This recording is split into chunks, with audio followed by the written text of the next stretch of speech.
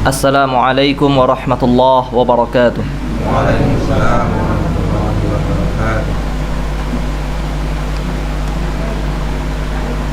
Alhamdulillah. Wassalatu wassalamu ala Rasulillah wa ala alihi wa sahbihi wa mawalah. Wa la hawla wa la quwwata illa billah, amma ba'd. Allahumma 'allimna ma yanfa'una wanfa'na bima 'allamtana wa zidna 'ilman wa 'amalan wa faqihna fid din. Kaum muslimin rahimakumullah. Gimana kabarnya Bapak, Ibu-ibu pagi ini? Alhamdulillah. Puasanya aman ya, Pak? Aman ya. Alhamdulillah. Ini biasanya kalau habis sahur, nih jam-jam rawan nih, Pak. Mata agak berat nih. Jadi harus dipasang niatnya, ya, bahwasanya pagi ini di majelis ini kita sedang menuntut ilmu, ya. Pasang niatnya karena Rasulullah SAW bersabda, "Man salaka tariqan yaltamisu fihi ilman, sahalallahu lahu bihi tariqan ilal jannah." Siapa yang rela, siapa yang mau menempuh satu jalan untuk mencari ilmu, maka Allah akan mudahkan untuknya jalan menuju surga. Semoga Allah Subhanahu wa taala menjadikan kita penghuni surga. Kita bersyukur kepada Allah Subhanahu wa taala yang mana di pagi hari ini Allah Subhanahu wa taala masih melimpahkan kepada kita nikmat kesehatan. Dan nikmat sehat ini adalah nikmat yang harus selalu kita ingat, harus selalu kita syukuri. Harus banyak-banyak kita bersyukur pada Allah Subhanahu wa taala ketika Allah masih memberikan kita kesehatan sehingga kita bisa beribadah kepadanya. Karena seringkali nikmat sehat ini membuat kita lalai. Seringkali nikmat sehat ini membuat kita lupa bahwasanya ini itulah nikmat. Oleh karenanya Rasulullah SAW jauh-jauh hari sudah mengingatkan kita ini. Apa kata Rasulullah SAW? Ni'matani maghbunun fihima katsirum minan nas. Ada dua nikmat kata Rasulullah SAW. Dua nikmat yang seringkali membuat manusia itu lupa, yang seringkali membuat manusia itu lalai, tertipu. Apa kata Rasulullah SAW? Dua nikmat tersebut adalah as-sihhatu wal faragh. Adalah nikmat sehat, nikmat waktu luang. Kalau badan sudah sehat, kemudian gak ada kerjaan, biasanya yang lahir maksiat. Ya, renung gitu ya, bingung mau ngapain. Nah, biasanya pikiran-pikiran jahat mulai muncul, maksiat yang keluar.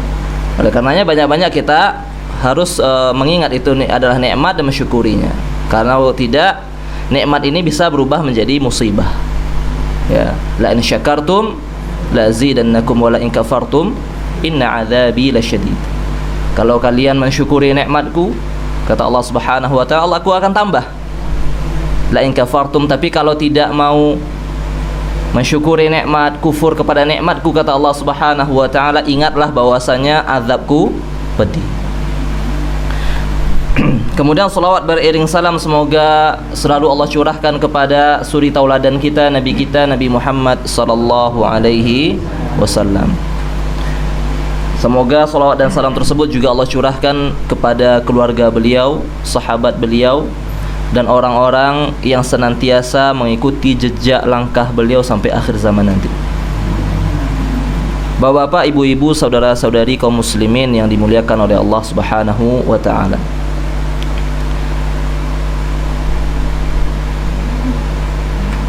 Dalam sebuah hadis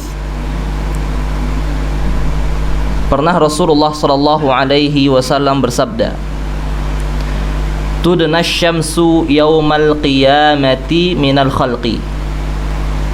Nanti pada hari kiamat itu matahari akan didekatkan oleh Allah Subhanahu wa taala. Hatta takuna minhum kamiqdari milin. Saking dekatnya jaraknya di atas kepala kita itu cuma 1 mil. Dalam riwayat yang lain dikatakan 2 mil. Fayakunun nasu ala qadri a'malihim fil araq. Sehingga manusia itu berkeringat. Namun bedanya keringat di hari kiamat sama keringat di dunia. Ketika di dunia keringat kita mungkin hampir sama banyaknya. Tapi kalau di hari kiamat itu tergantung amal. Ya. Faminhum man yakunu ila ka'baihi, ada orang yang keringatnya sampai mata kakinya. Ada yang sampai rukbatai, lututnya. Ada yang sampai hakwai, sampai tengkuknya. Ya. Wa minhum man yuljimuhul araqu iljama. Ada yang sampai tenggelam dengan keringatnya sendiri. Ya. Wa asyara Rasulullah sallallahu biyadihi la fi, sampai sini kata Rasulullah sallallahu. Sampai mulut. Beda-beda keringatnya walaupun di satu tempat. Ya. Ini enggak bisa, di dunia enggak ada yang seperti ini. Ya. Ini adalah kuasa Allah Subhanahu wa taala. Baik, 1 mil itu berapa kilometer? Ini ngulang-ngulang pelajaran sekolah ini. 1 berapa kilo? Lali gitu. Berapa, Pak? 1900. Jauh banget. 1 mil itu nggak salah 1,2 kilo, Pak. 1 kiloan 1 mil. Baik, sekarang matahari berapa jaraknya dengan bumi? Ngulang lagi pelajaran ini. Pelajaran fisika dulu. Ya. Kemarin saya cari-cari. Itu kata para peneliti jaraknya 152 juta kilometer dengan bumi. 152 juta kilometer jaraknya dari bumi. Masih terasa panas? Masih. Ini berapa hari ini nggak tahu, saya di Wirokerten tuh ngerasanya sumuk banget ya, panas banget. Nggak tahu di sini, mungkin sini adem. Sama. Itu padahal jaraknya 152 juta kilometer jaraknya dari bumi. Dan itu pun bumi, ya kata para ahli astronomi, bumi itu sudah diliputi, sudah dikelilingi oleh lapisan ozon. Ya, jadi cahaya mataharinya enggak langsung, masih ada yang menghalangi. Ini sudah sisa-sisanya sampai bumi. Itu panasnya masih sangat. Ya. Yang mana dikatakan oleh para ilmuwan, kalau seandainya jarak matahari ini 1 kilo lebih dekat, hancur bumi. Kalau seandainya 1 kilo lebih dekat, itu hancur bumi. Ini udah paling pas posisinya. 152 juta kilometer. Ya, rahmat Allah, kasih sayang Allah letakkan di situ. Sehingga bisa memberikan kemanfaatan untuk kita tanpa memudaratkan kita. Kalau enggak, kalau lebih dekat lagi mati, kita nggak bisa hidup. Cuman ketika di hari kiamat Allah dekatkan 1 mil jaraknya di atas kepala kita, nggak kebayang betapa panasnya. Cuman di hari kiamat udah nggak ada lagi mati. Kalau di sini mungkin kita mati, cuman di akhirat nanti nggak ada lagi kematian. Makan tubuh tersiksa tapi tidak bisa mati. Kalau di dunia, ya, kalau tubuh sudah merasakan sakit yang sangat, dia nggak kuat lagi, pingsan. Ya, ujung-ujungnya paling mati, gitu kan? Ada batasnya, gitu loh. Ini nggak ada batasnya. Kita merasakan sakit, badan tersiksa, tapi tidak bisa mati, tidak bisa pingsan, gitu. Nah, ini keadaan pada hari kiamat. Sehingga kita butuh tempat berteduh, ya. Dan ternyata Allah Subhanahu wa ta'ala sediakan itu. Namun tidak semua orang yang mendapatkannya. Orang-orang yang istimewa, orang-orang yang ketika di dunia berusaha untuk mencari tempat berteduh itu. Jadi ada syaratnya untuk dapat tempat ini. Dan itu harus kita jalankan syarat itu di dunia. Dalam sebuah hadis Rasulullah sallallahu alaihi wasallam bersabda, "Sab'atun yudhilluhumullahu fi dhillihi yauma la dhilla illa dhilluh. Ada 7 golongan yang nanti akan mendapatkan naungan Allah Subhanahu wa ta'ala. Jadi nanti ada naungan, ada tempat berteduh pada hari kiamat. Tapi Allah sediakan tempat berteduh itu untuk 7 golongan, 7 orang saja, 7 tipe orang saja. Di hari tidak ada lagi tempat berteduh kecuali tempat yang Allah sediakan untuk berteduh. Ya, hari itu udah nggak ada lagi kekuasaan yang lain, hanya Allah pemilik kekuasaan, pemilik hari itu, Maliki Yaumiddin, raja hari di hari kiamat. Ya, itu sudah ada, tidak ada lagi tempat berteduh kecuali tempat berteduh yang telah Allah sediakan. Baik. Maka kita harus berusaha minimal menjadi salah satu dari 7 orang ini. Kalau tidak, kita akan merasakan panas matahari, ya, keringatnya mungkin sampai mata kakinya, lututnya, ya, atau mungkin kita malah menjadi orang yang tenggelam dengan keringat kita sendiri gitu. Na'udzubillah min dzalik. Baik, siapa 7 orang itu? Rasulullah SAW mengatakan yang pertama adalah imamun adlun. Imamun adlun. Imam yang adil. Pemimpin yang adil. Rasulullah SAW di hadis ini memulai 7 orang ini pertama dengan pemimpin yang adil. Karena kalau pemimpin adil, rakyat sejahtera. Karena ini di kehidupan dunia, kemaslahatan dunia dimulai dari sini. Kalau pemimpin yang adil, rakyat sejahtera.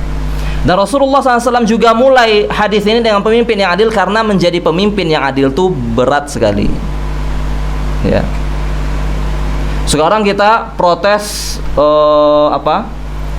tentang korupsi, tentang ini, karena kita rakyatnya. Tapi pas rakyat ini jadi pemimpin, ternyata dia melakukan hal yang sama. Dia yang korupsi, kan gitu aja sebenarnya. Kenapa dia sekarang protes? Karena dia korban. Besok ketika dia naik, dia jadi pelaku. Kemarin yang di demo, sekarang yang demo. Gitu aja terus muter dari dulu. Ya. Karena pemimpin yang adil itu berat. Ya. Kekuasaan tertinggi di dia. Dia punya pasukan. Dia bisa melakukan apapun yang dia inginkan. Dia bisa menzalimi rakyatnya. Dia bisa mengambil hak rakyatnya tanpa diketahui orang. Banyak yang melindunginya. Jadi untuk melakukan kezaliman itu mudah. Sehingga kalau ada pemimpin ditawarkan melakukan kezaliman depan matanya, dia bisa ambil haknya, hak rakyat. Dia bisa menzalimi rakyat, dia bisa melakukan apapun yang dia inginkan, mendapatkan harta-harta dunia ini, menikmati, bersenang-senang dengan kedudukannya. Tapi dia tolak itu semua. Dia tolak itu semua, lalu dia lebih memilih menjadi pemimpin yang adil. Dia lebih memilih untuk mensejahterakan rakyatnya. Maka orang ini akan menjadi orang yang mendapatkan naungan Allah Subhanahu wa ta'ala. Ya, karena beratnya jadi pemimpin. Oleh karenanya Rasulullah SAW itu pernah menasihati seorang sahabat, yaitu Abdurrahman bin Samurah. Apa kata Rasulullah SAW? Ya Abdurrahman bin Samurah, la tas'alil imarah. Hei Abdurrahman bin Samurah, jangan pernah minta jadi pemimpin. Rasulullah SAW menasihati sahabat-sahabat. Sahabat itu kan orang yang dipilih oleh Allah Subhanahu wa ta'ala untuk menemani Rasulullah SAW. Manusia pilihan. Nah, jadi jangan kadang orang pikir, kenapa bukan saya jadi sahabat gitu. Kenapa enggak saya yang hidup di zaman Rasulullah SAW? Oh, jangan, hati-hati. Kalau kita hidup zaman Rasulullah SAW, belum tentu kita jadi sahabat. Mungkin kita Abu Jahalnya. Ya, hati-hati. Itu udah roh Allah pilih. Manusia seperti itu, sekelas sahabat saja yang menjadi manusia terbaik umat ini. Kata Rasulullah SAW, khairun nasi qarni, manusia terbaik itu yang hidup di zamanku. Itu dinasihati Rasulullah SAW, jangan minta jadi pemimpin gitu. Di zaman ini kita berlomba-lomba jadi pemimpin karena berat, karena sangat berat. Mungkin sekarang kita bisa sabar karena memang nggak ada kekuasaan itu. Mungkin sekarang kita bisa sabar karena nggak ada uang itu di hadapan kita gitu. Jadi pemimpin triliunan rupiah itu kelihatan depan matanya, dia bisa ambil itu. Maka ketika seorang pemimpin memilih untuk menjadi adil, ya menjadi adil, maka dialah yang akan dinaungi oleh Allah Subhanahu wa taala. Pada hari tidak ada lagi naungan, tidak ada lagi tempat berteduh kecuali yang telah Allah sediakan. Nah, baik, ini yang pertama, manusia pertama. Manusia yang kedua, syabun nasya'a fi ibadatillah. Syab itu pemuda. Pemuda yang tumbuh dewasa, menghabiskan waktunya untuk beribadah kepada Allah Subhanahu wa taala. Ini manusia istimewa yang kedua. Waktu muda itu waktu yang sangat berharga. Ya, waktu muda itu waktu yang sangat berharga. Oleh karenanya dalam hadis yang lain Rasulullah SAW mengatakan la tazulu qadama ibni Adam hatta yus'ala an arba. Nanti di hari kiamat itu kaki kita tidak akan bergerak, tidak akan melangkah sampai ditanya tentang 4 hal. An umrihi fima afnah. Umurnya digunakan untuk apa saja. Wa an syababihi fima ablah. Kemudian masa mudanya digunakan untuk apa saja, dihabiskan untuk apa. Wa malihi min aina iktasabahu wa ila aina anfaqahu. Kemudian tentang harta, dari mana dapatnya, terus kemana dia sedekahkan, kemana dia infakkan, kemana dia habiskan. Kemudian tentang ilmu, apa yang sudah diamalkan. 2 pertanyaan pertama tentang umur. Yang pertama umur secara umum, Allah tanyakan umur secara umum. Yang kedua Allah tanyakan lagi waktu muda. Padahal waktu muda ini masuk kepada umur, cuman Allah tanya lagi lebih detail. Karena pentingnya masa muda itu masa paling produktif gitu. Sehingga kita kasihan ya, sekarang ini di Jogja kelitih. Bahkan banyak video-video ini Pak ya, orang kalau mau ke Jogja tuh harus pakai pasukan kayak pasukan perang. Kalau mau liburan ke Jogja tuh harus pakai pasukan pakaian polisi gitu. Yes, karena darurat kelitih. Padahal tuh masa muda itu loh. Yang mana kalau seandainya mereka hidup dengan tumbuh dewasa, hidup di lingkungan yang orang-orang soleh, ya, pergi ke masjid beribadah pada Allah Subhanahu wa taala, maka dia menjadi pemuda yang akan Allah naungi nanti. Ya, maka ini tanggung jawab kita ya, untuk masalahnya kalau pas di jalan malam-malam mau dakwah kan nggak bisa Pak. Udah bawa celurit duluan mau dakwah gimana? Nah, tanggung jawab kita ketika di sekolah, ketika di rumah ya, untuk memberikan nasihat-nasihat ini. Nah, dan ini pemuda yang istimewa. Rasulullah SAW juga mengatakan innallaha la ya'jabu min syabin laisa lahu sabwah. Sesungguhnya Allah Subhanahu wa taala itu kagum. Allah kagum dengan seorang pemuda yang tidak mengikuti godaan masa mudanya. Memang masa muda kan? Sehingga ada istilah darah muda. Darah muda yang mudah mendidih gitu. Yang masa produktif, yang pikirannya itu hidup saya masih panjang gitu. Padahal nggak ada yang menjamin umur itu gitu. Cuman orang muda ini ingatnya hidupnya masih panjang. Ya, beda dengan orang-orang yang telah Allah berikan nikmat, menikmati masa tua. Itu sebuah kenikmatan sebenarnya Pak. Ya, hidup sampai masa tua. Biasa kalau udah Di atas 40 tahun hawa nafsu sudah mulai menurun, sehingga masjid-masjid itu ramenya biasanya dengan orang-orang yang sudah di atas 40 tahun gitu. Mau ngapain udah males gitu, udah bukan masanya gitu. Udah banyak-banyak ingat akhirat. Cuma kalau masa muda nih kalau dinasihatin akhirat, akhirat gitu. Ini kita masih muda, ini masih produktif, kita masih bisa melakukan hal yang lain, lupa dengan Allah Subhanahu wa ta'ala. Sehingga ketika ada seorang pemuda yang memilih untuk beribadah kepada Allah Subhanahu wa ta'ala, ya, dia lebih memilih untuk menjadi orang soleh, maka dia akan mendapatkan naungan Allah Subhanahu wa ta'ala. Taib, itu yang kedua. Ya, pemuda. Ya. Yang sudah tidak muda lagi jangan sedih hati, masih ada kesempatan berikutnya, Pak. Orang yang ketiga. Yang ketiga, rajulun qalbuhu mu'allaqun bil masajid. Ya. Yang ketiga itu seorang yang hatinya mu'allaq bil masajid. Mu'allaq itu bergantung. Mu'allaq itu hatinya selalu terpaut dengan masjid gitu. Ingat terus masjid.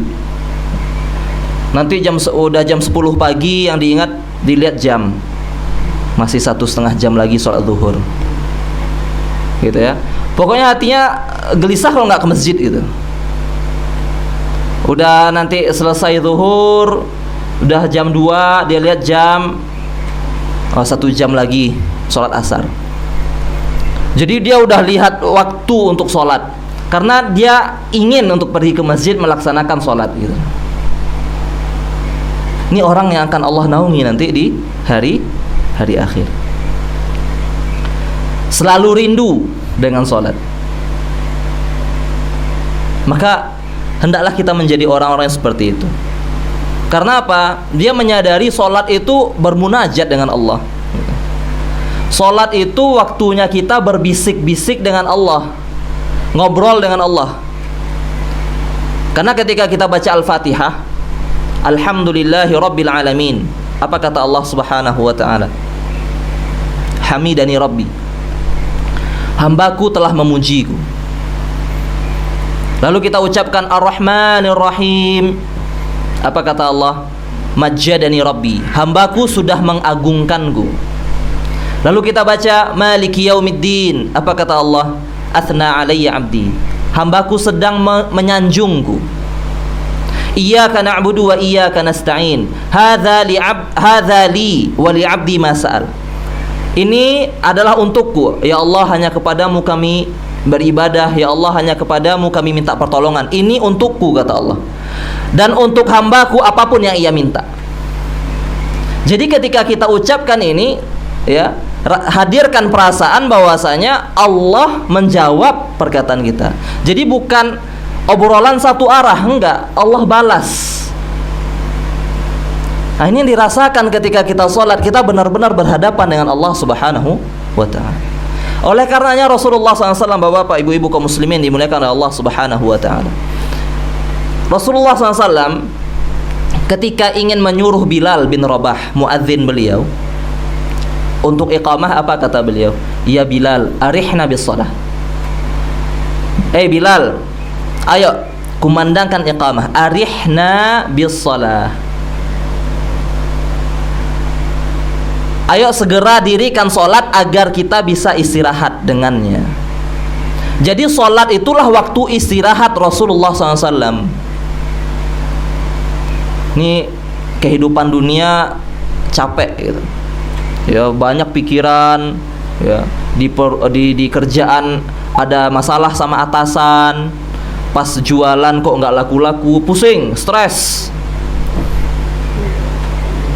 Maka sholat itu waktunya istirahat, melepaskan semua kepenatan dunia, keletihan dunia. Sholat sekarang.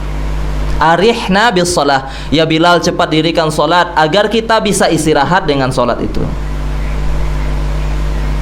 Tapi kebanyakan kita, ayo kumandangkan iqamah, ya, biar nanti kita bisa istirahat gitu.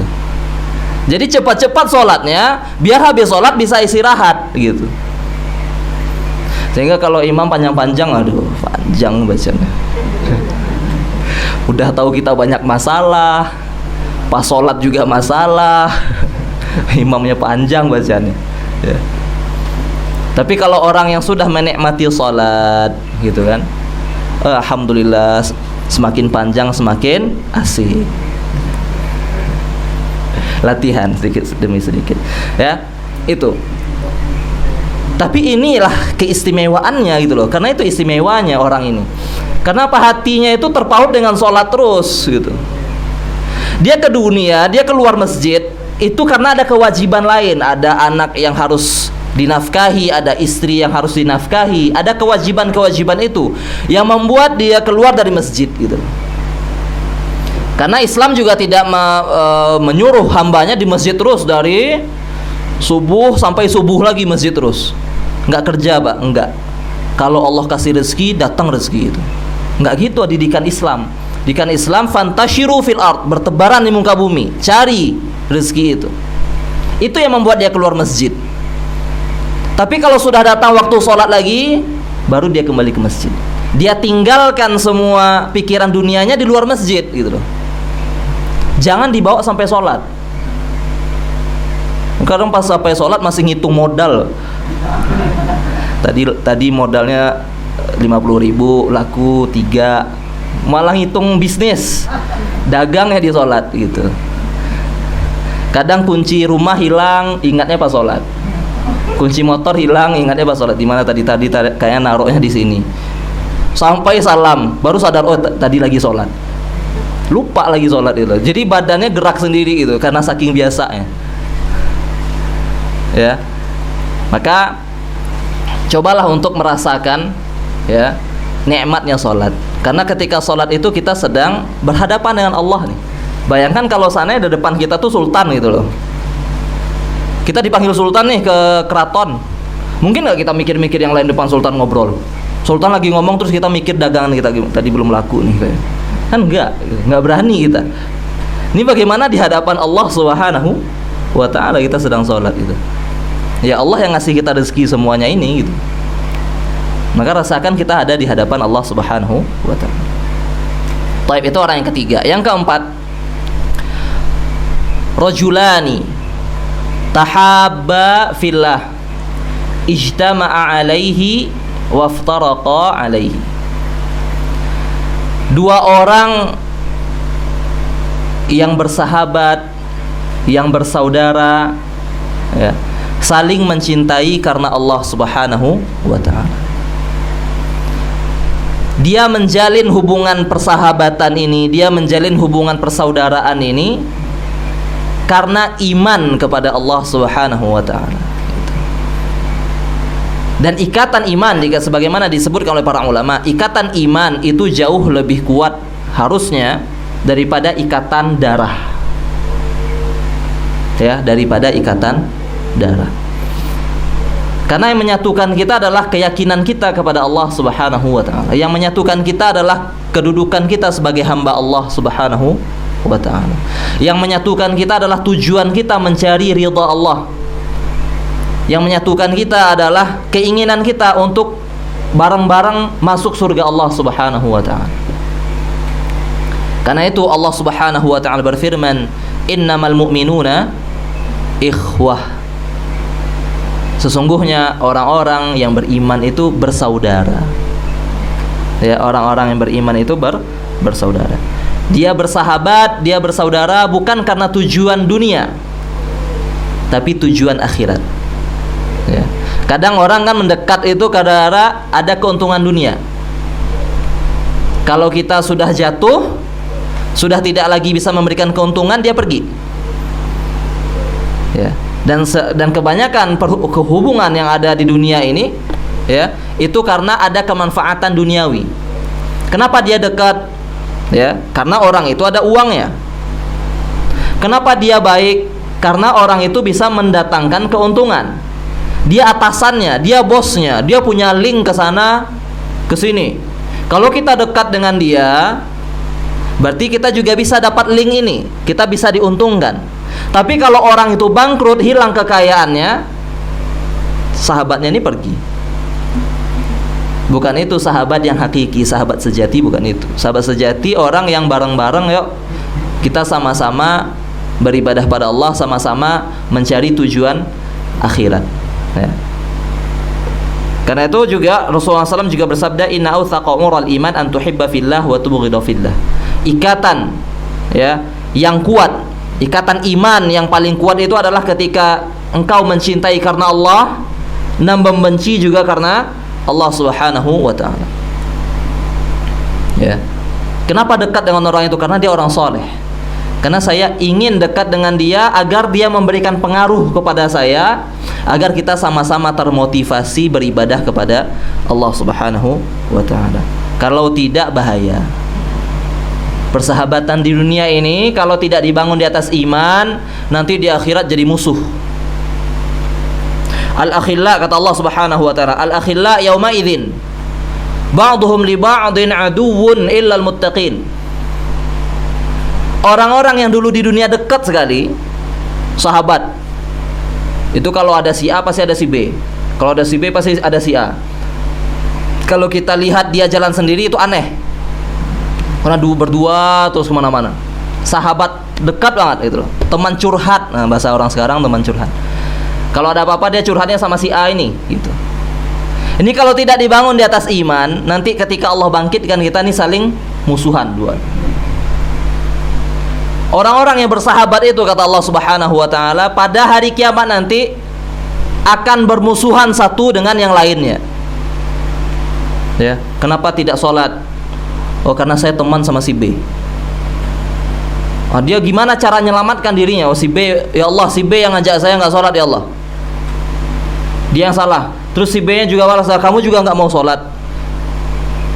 Ya, saya juga nggak sholat gara-gara kamu nggak mau sholat itu. Coba kalau kamu sholat, mungkin saya termotivasi untuk sholat. Jadi berantem di hadapan Allah Subhanahu wa taala, jadi musuh. Gimana caranya agar kita selamat? Biarlah orang ini masuk neraka gitu. Kayak gitu.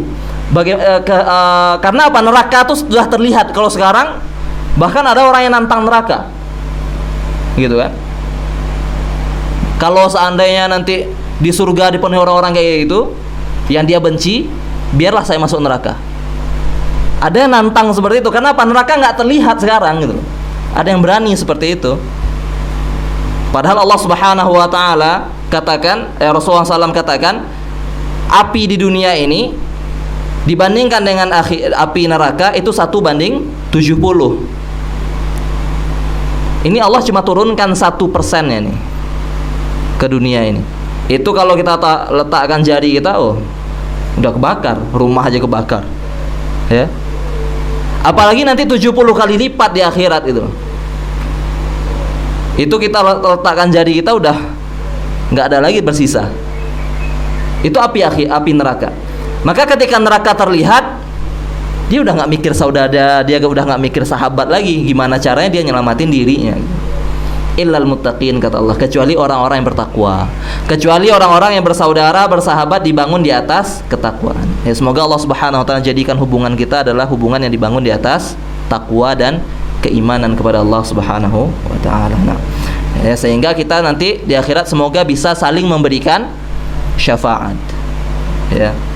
Amin amin. Baik. Kemudian yang kelima, ada 4 orang. Yang kelima, rajulun da'athum ra'atun dzatu jamalin wa mansibin faqala inni akhafullah. Seorang laki-laki yang diajak berzina oleh seorang wanita,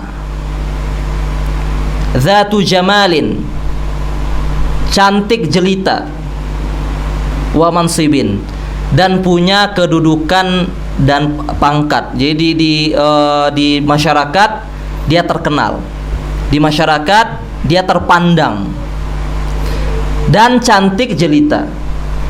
Diajak berzina, bukan wanita ini yang diajak, dia yang mengajak laki-lakinya berzina. Ya, itu susah gitu ya, susah, nggak pandang umur ya. Belum tentu yang bapak selamat dari ini ya, karena ini bahaya sekali cobaannya. Bayangkan seorang wanita kembang desa yang paling cantik di situ, yang paling terpandang di situ, semua laki-laki membicarakannya, semua laki-laki ingin menjadi suaminya, gitu ya. Lalu dia datang kepada seorang laki-laki menawarkan dirinya, tapi laki-laki ini mengatakan inni akhafullah, enggak, saya takut sama Allah. Itu kalau di depan orang-orang mungkin bisa bilang inni akhafullah. Pas pulang ke rumah, aduh kok tadi tolak ya. Coba di tempat yang sepi dia datang, nah, bisa nggak ngomong inni akhafullah, saya takut sama Allah gitu. Di depan orang-orang mungkin bisa, tapi ketika sendirian berduaan dengan wanita itu bisa atau tidak? Itu ujian keimanan yang sangat berat.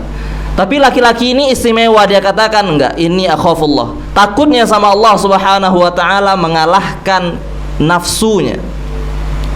Sebagaimana yang pernah terjadi dengan Nabi Yusuf alaihissalam. Wanita terpandang, istri pejabat Mesir, wanita paling cantik di negeri Mesir. Di rumahnya pintu semua sudah terkunci, cuma berdua. Ngajak Nabi Yusuf untuk berzina, tapi Nabi Yusuf menolaknya dan lari. Sampai-sampai Nabi Yusuf berdoa pada Allah, ya Allah, Rabbi sejini ahabbu ilayya mimma yad'unani ilaih. Ya Allah, aku lebih baik di penjara, aku lebih suka di penjara daripada berzina dengan wanita-wanita itu. Lebih milih di penjara ya. Lebih baik dia dicap sebagai orang yang gak baik ya, karena wanita ini ketika ditolak dia menyebarkan gosip yang aneh-aneh. Dia lebih milih itu daripada berzina dengan wanita tersebut ya. Ini keimanan pada Allah Subhanahu wa taala, rasa takut, rasa diawasi oleh Allah Subhanahu wa taala. Enggak ada yang lihat memang di antara makhluknya atau manusia. Cuma kan Allah Subhanahu wa taala, dia sadar Allah melihatnya. Karena itu dikatakan inni akhafullah. Nah. Dan ini menjadi kaedah bagi orang-orang beriman ketika ketika nafsunya sedang bergejolak ingin bermaksiat. Katakan inni akhafullah, saya takut sama Allah ya. Orang-orang yang misalkan ada duit ya, dia bisa mencuri waktu itu, ada kesempatan untuk mencuri, katakan inni akhafullah, saya takut sama Allah Subhanahu wa ta'ala. Ada kesempatan melakukan maksiat, bisa melakukannya, katakan inni akhafullah, saya takut sama Allah Subhanahu wa ta'ala. Nah, itu orang yang kelima. Orang yang keenam, rajulun tasaddaqa biyaminih ya, fa'akhfaha. Seorang yang bersedekah dengan tangan kanannya lalu dia sembunyikan. Hatta la ta'lamu shimaluhu ma tunfiqu yamin. Sampai-sampai tangan kirinya saja tidak tahu apa yang diberikan oleh tangan kanannya. Ini saking rahasianya, tangan kiri saja nggak dikasih tahu apa yang diberikan oleh tangan kanan. Ini mubalaghah, ini hiperbol, ini saking gitunya Rasulullah SAW memberikan permisalan. Sampai-sampai tangan kirinya saja tidak tahu. Bukan dipahami secara tekstual, disembunyiin tangan kirinya, tapi orang-orang pada lihat gitu ya. Kadang ada orang yang bersedekah 10 juta, 20 juta, nggak ada yang tahu. Diumumkan sama pengurus, alhamdulillah tadi ada yang ngasih 20 juta. Dia bising teman sebelahnya, tahu nggak siapa itu? Sebenarnya saya nggak mau ria aja, dia bilang, karena itu saya sembunyikan. Tapi ngasih tahu ke orang sebelahnya. Ya, bukan ini yang dimaksud Rasulullah SAW. Benar-benar rahasia. Bukan berarti bersedekah terang-terangan dilihat oleh orang itu tidak baik gitu. Ketika ada kebutuhan malah jauh lebih baik terkadang. Misalkan memotivasi orang-orang yang ada di sampingnya agar bersedekah.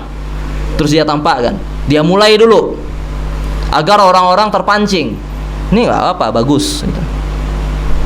Ya. Makanya Allah Subhanahu wa taala katakan kalau kalian bersedekah terang-terangan, ya, fa ni'mahi, itu bagus. Wa in tukhfuha wa tu'tuha al-fuqara fa huwa khairul lakum. Tapi kalau seandainya kalian sembunyikan dan kalian berikan orang-orang fakir miskin, itu jauh lebih baik. Ya.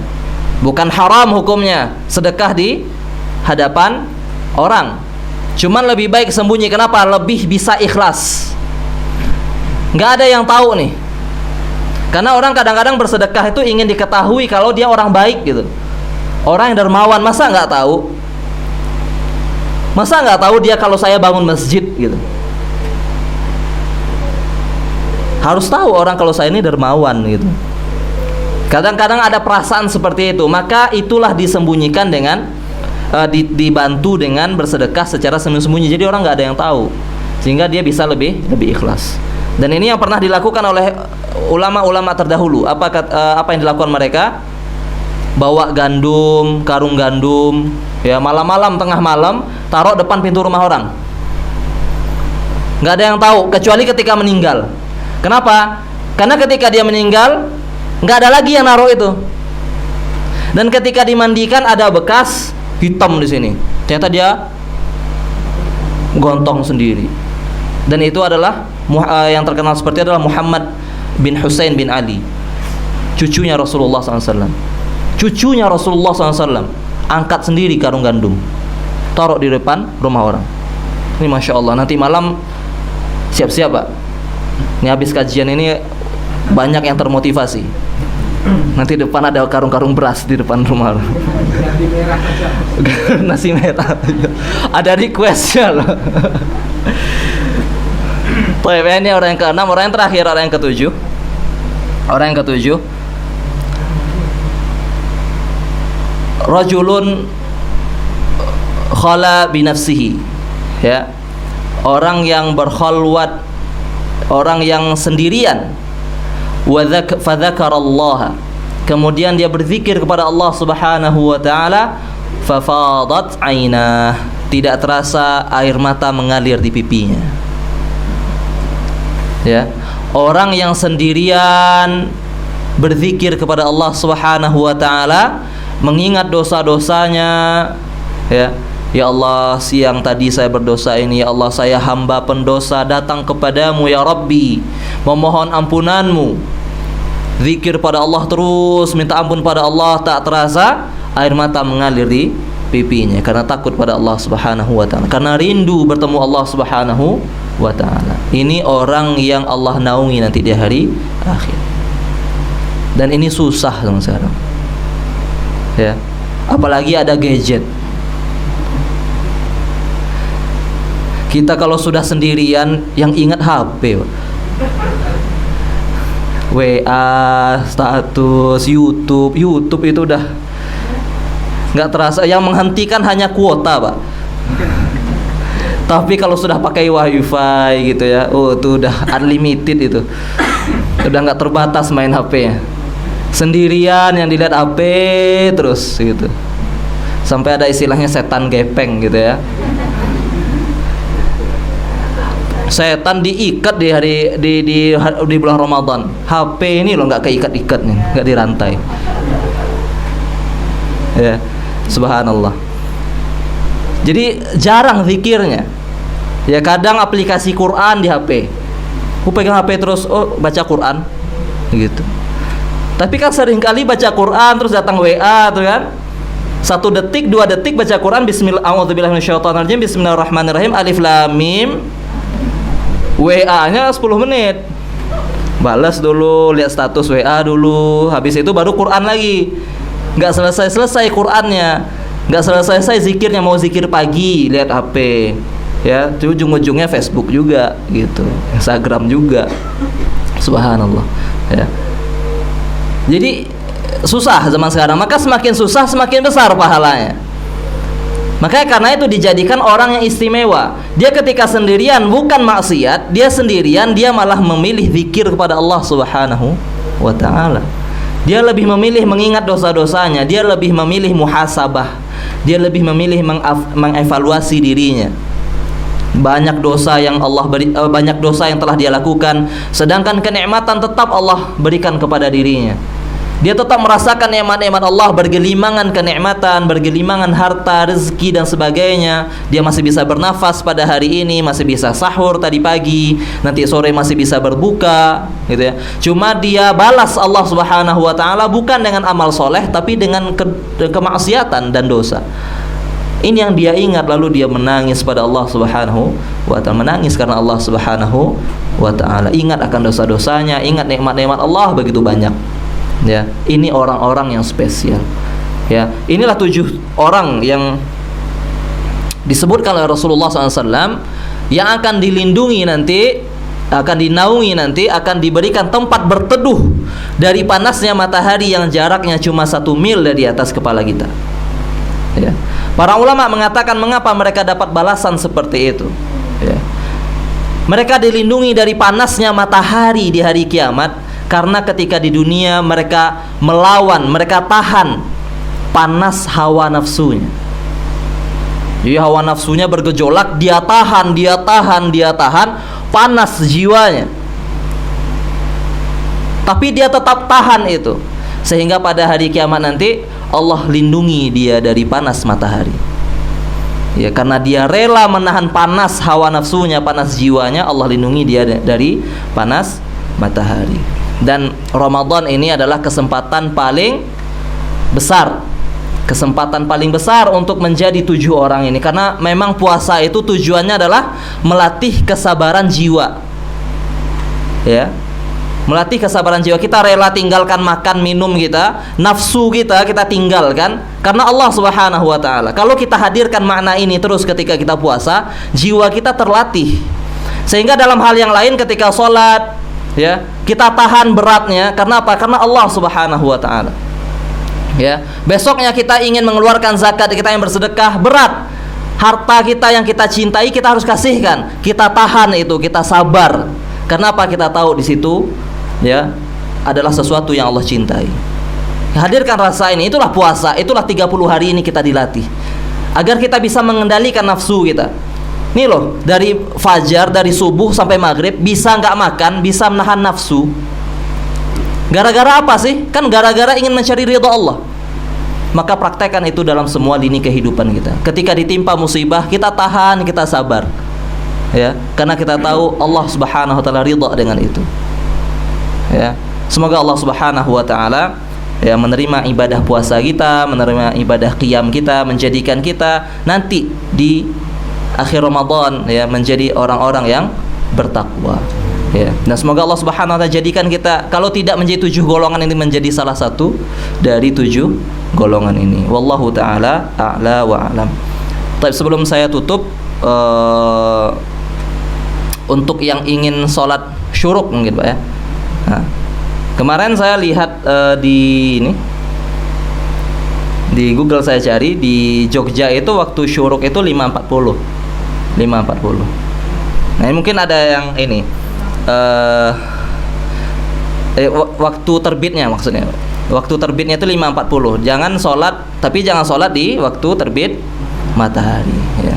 Jangan, kadang-kadang lupa mungkin ya.